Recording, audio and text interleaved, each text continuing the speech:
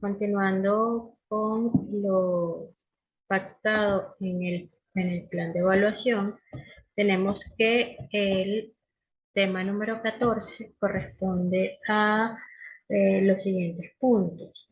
El derecho de delegación, activo y pasivo, representación diplomática y sus clases, atribuciones de los representantes diplomáticos, inmunidades y prerrogativas diplomáticas. Convención de Viena sobre las relaciones diplomáticas.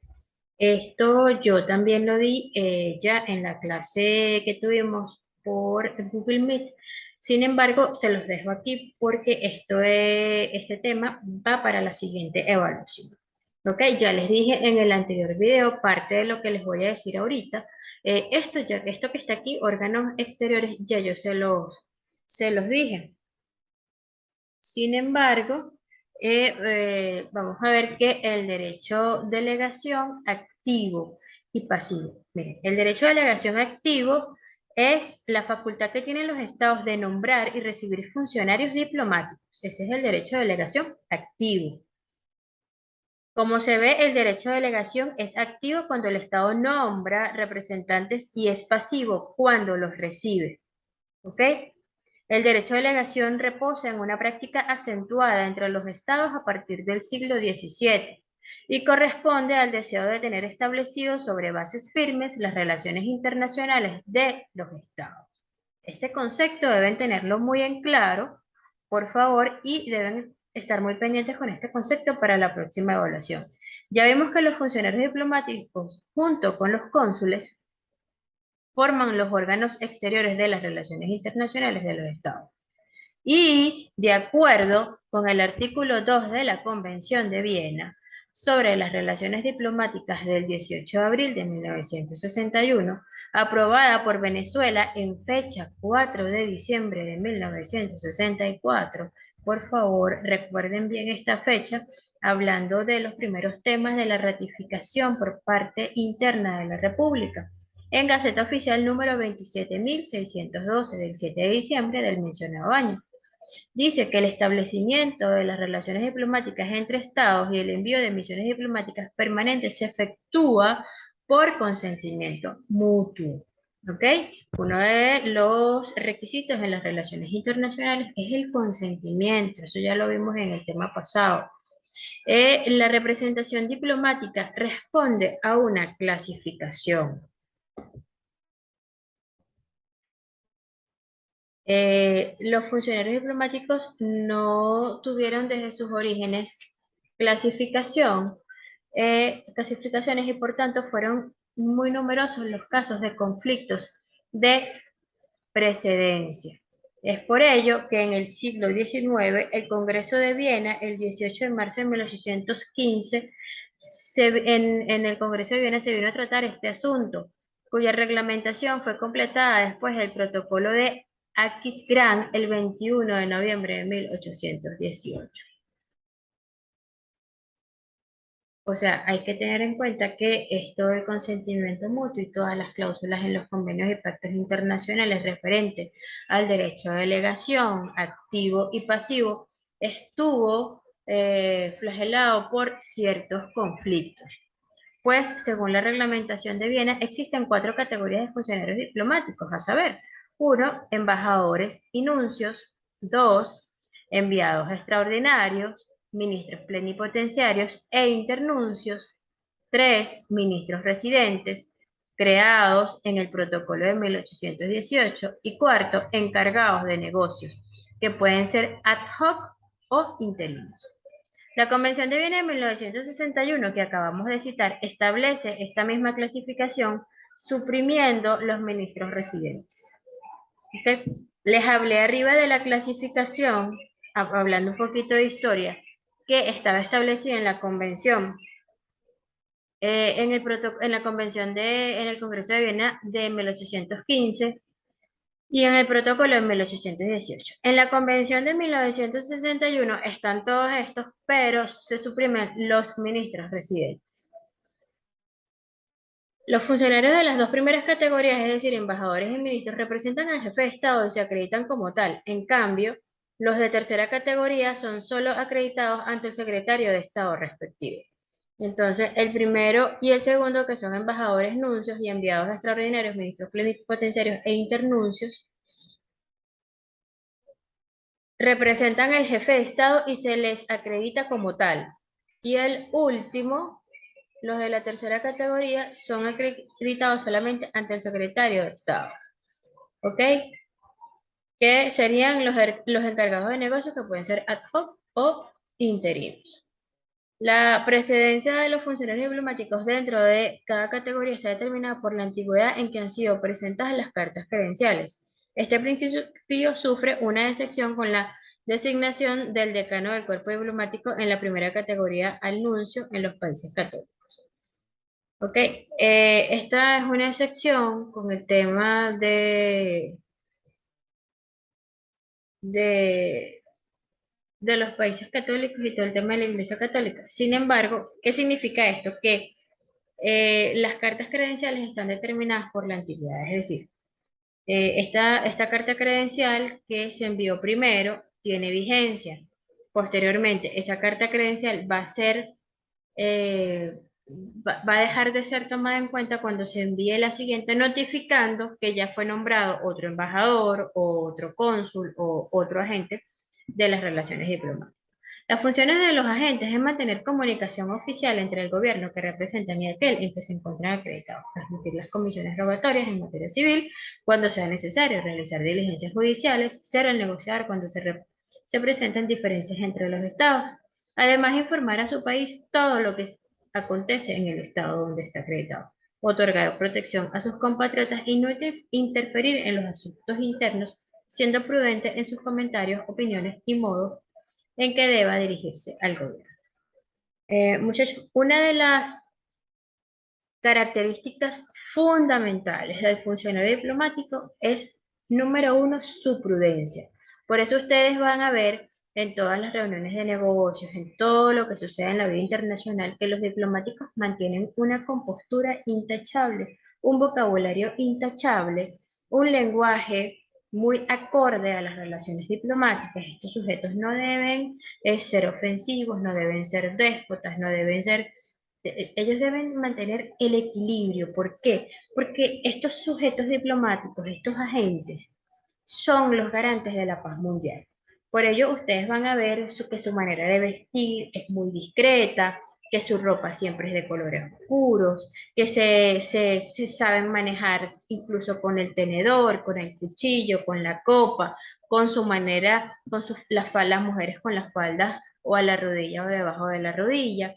¿Por qué? Porque son nuestros representantes en las relaciones internacionales y según el Convenio de Viena, los pares se van a, es decir, un embajador se va a relacionar con otro embajador en otro estado-nación, un ministro consejero con otro ministro consejero, un secretario con un secretario, un tercer secretario.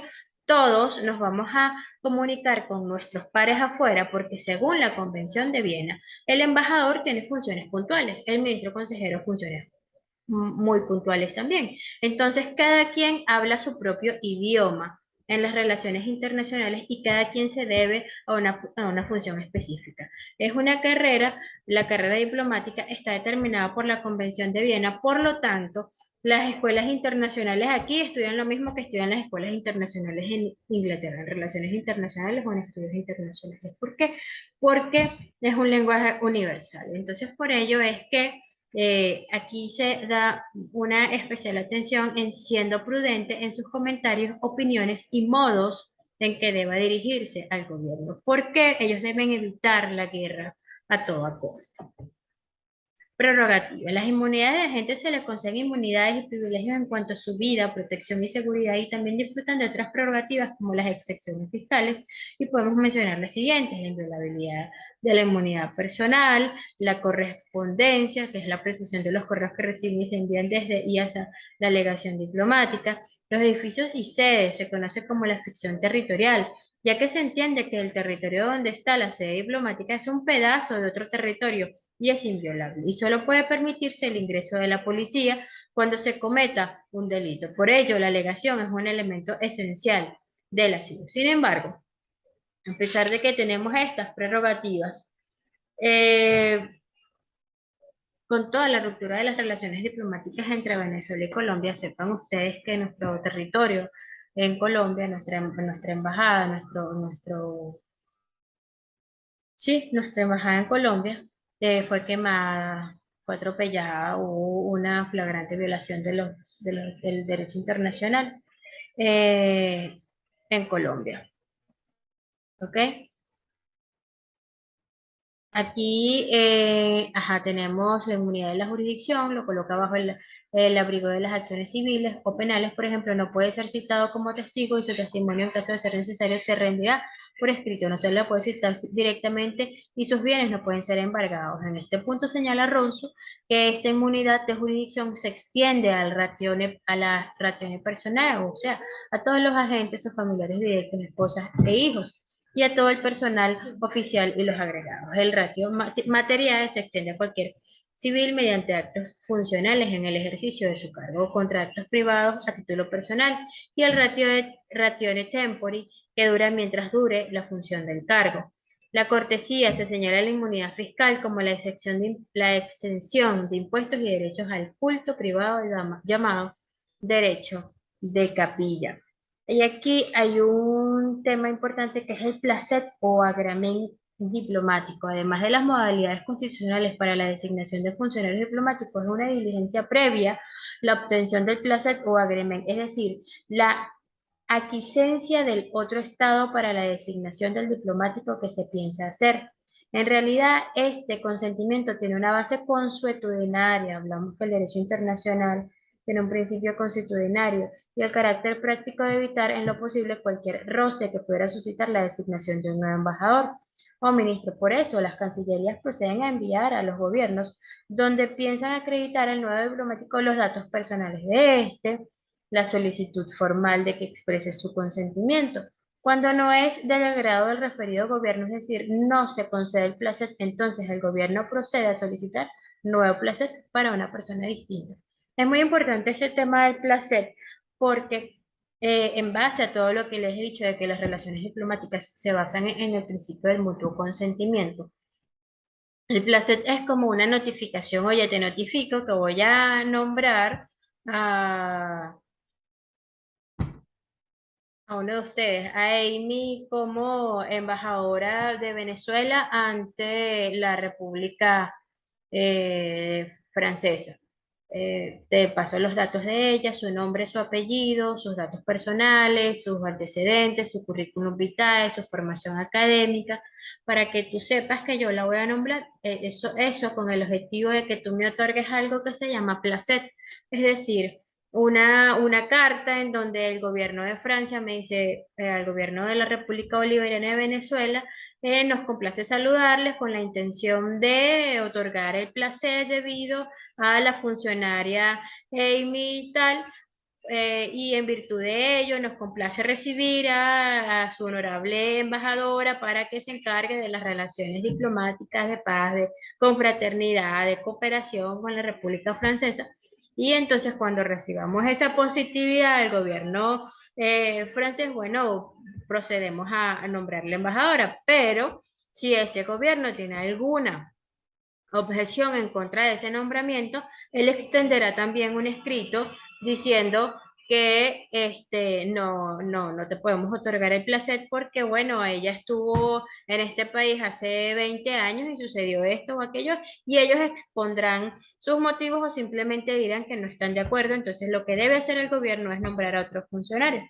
Entonces, a veces, mire, a veces los estados no dan una explicación formal de por qué no conceden el placer solicitado, cuya motivación en la mayoría de los casos hacen llegar a través de una conversación informal con el funcionario que transmitió aquella solicitud según la práctica establecida. Y cuando se trata de sustituir a otro funcionario, la obtención de placer significa como cesación de las funciones diplomáticas encomendadas a dicho funcionario y por lo tanto deberá presentar sus cartas credenciales y acreditar al representante interino que quede encargado de la representación. Es decir, cuando a mí me nombran como embajadora, a mí me mandan con unas cartas credenciales.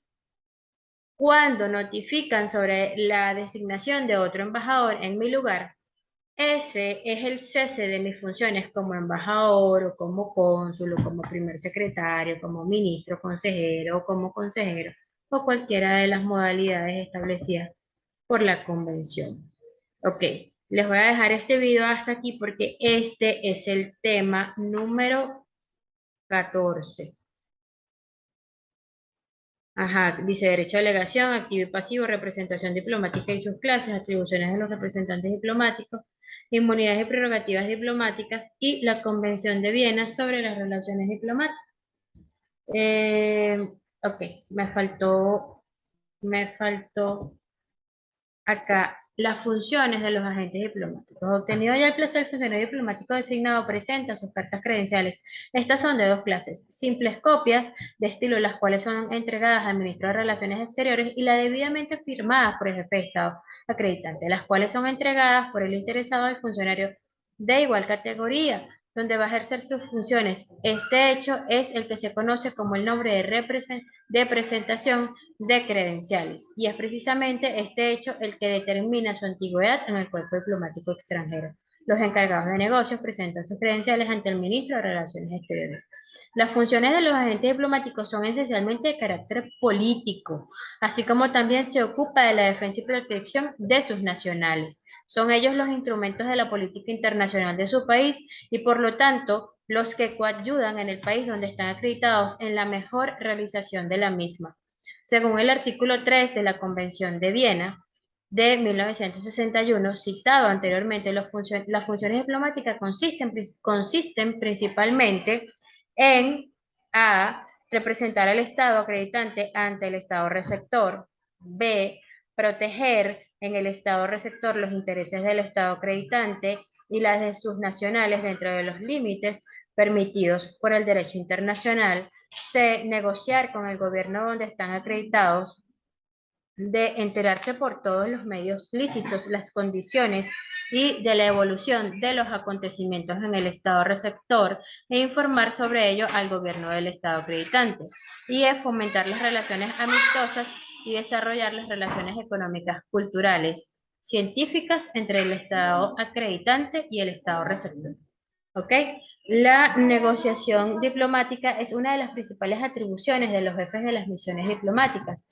Es esta parte de sus funciones que el jefe de la misión realiza una verdadera labor política, pues toda su acción debe estar encaminada a hacer efectivo todo acercamiento entre los estados, así como evitar cualquier roce e inconveniente que pueda suscitarse. Además de esta función política, el jefe de la misión diplomática tiene otros como la tramitación de actos judiciales que van a cumplirse en el país donde está acreditado, enviar informes políticos, económicos y de otros tópicos, y realizar una efectiva protección de sus nacionales.